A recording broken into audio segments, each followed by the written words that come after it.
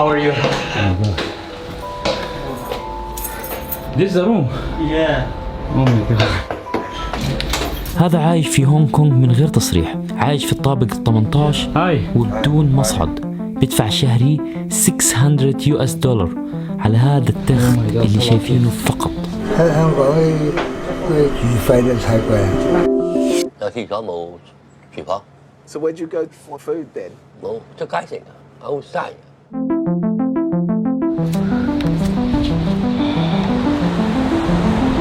لا معهم روف كمان. You can live here? So difficult. فيها أكثر عدد ناطحات سحاب في العالم، تخيلوا غلبت أمريكا نيويورك. أكثر منطقة مشهورة في هونغ كونغ للإنستغرامر. طلعوا. هذا المكان اللي بقول لكم عنه. شوف الناس كيف عايشة في البيوت هاي.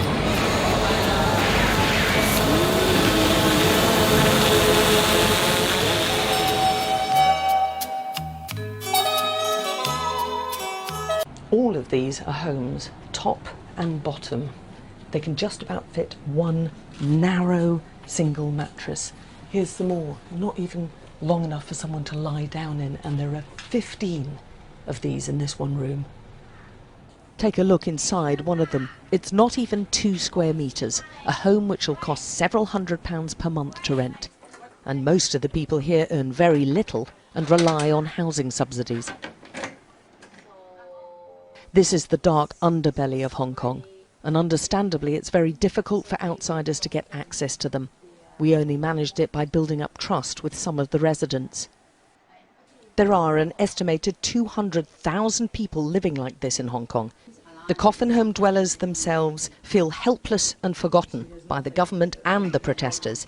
This man's been waiting for better housing for 10 years and lived in this box for 3. Why don't they ever mention the housing problem in the democracy protests? There aren't enough homes and people like me are just being ignored.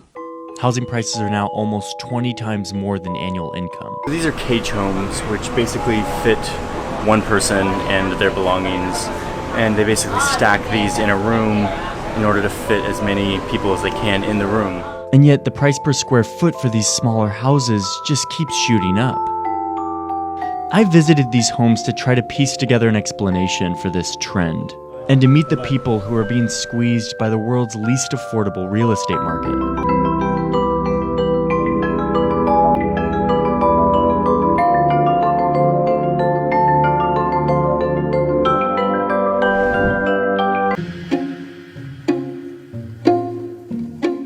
Tens of thousands of people in this city who live in spaces that are between 75 and 140 square feet.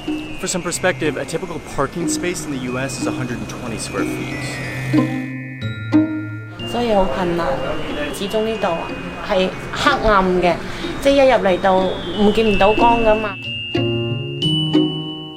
One of the most common strategies for small space living is this subdivided house model, this big space that's been divided up into a bunch of tiny little living spaces.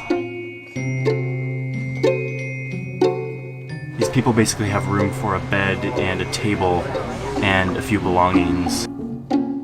有啲就條理，有啲就求其其咁樣。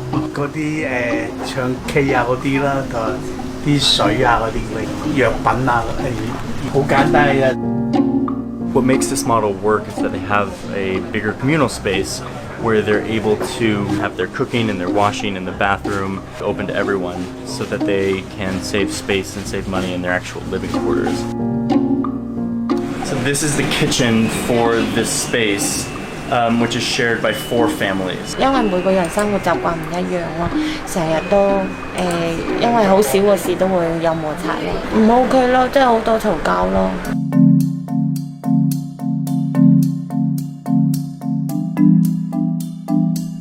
Tempting explanation here for why the prices are so high is land scarcity.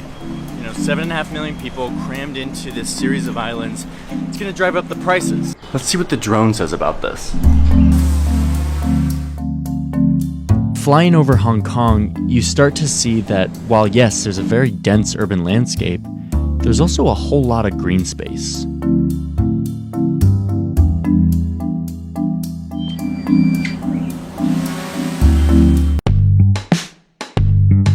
government owns all of the land in Hong Kong.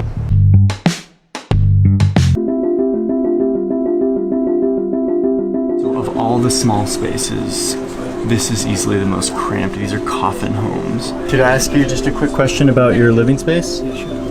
一個人啫喎，多個人都唔得。呢度一個月咧，呢個位就係2100蚊。你住喺三餐大約年幾兩年啊？香港啲住費都太貴。Oh, it has Wi-Fi. Yeah. His capsules come in 1 or 2 person sizes and are meant to provide a more efficient and hygienic version of the cage and coffin homes, all at a relatively low price. Down here there's a little box where you can put all your valuables. And so there's mirror lights, there's reading lights. But these capsules, as innovative as they are, really just put a band-aid on this housing problem. They don't serve as a real solution. Her name is Xiao Ying. She's a 27-year-old mother of 2, and she makes a living slicing apples, trimming aluminum burrs from those iconic iPad logos. She has helped make hundreds of thousands of these coveted gadgets, but since it would take 3 months' salary to buy an iPad of her own, this is the first time she's ever seen the final product. And her eyes light up. That's my daughter, yeah. She likes climbing trees. Your daughter is cute, naughty, she says, which is poignant since her kids live 2 hours away and she can afford to see them just once a month. But this is typical for most of the 235,000 who work in this one Foxconn complex. Many leave distant villages to share a dorm room like this with 7 strangers. Foxconn attracts a lot of business by having workers close to the assembly line. They spend 12 hours a day in the factory with 2 one-hour meal breaks to march single file to a massive canteen for meat and rice. And if they eat fast enough, they'll grab a nap back at their spot on the line. And if Foxconn ever needs more workers, there are always crowds of applicants like this, all hoping to earn a wage Americans haven't seen since the 1950s. While the average worker building electronics in the U.S. today makes over $23 an hour and works 41 hours a week, most of the people at Foxconn earn just over $2 an hour and strive for a 60-hour work week. In a world ever hungry for gadgets, these people are all too easy to exploit. And ever since 18 Foxconn workers jumped from these buildings, Apple has been accused of doing just that. The suicide nets are still in place, just in case. If you could improve one thing about your job, what would it be? We're all here to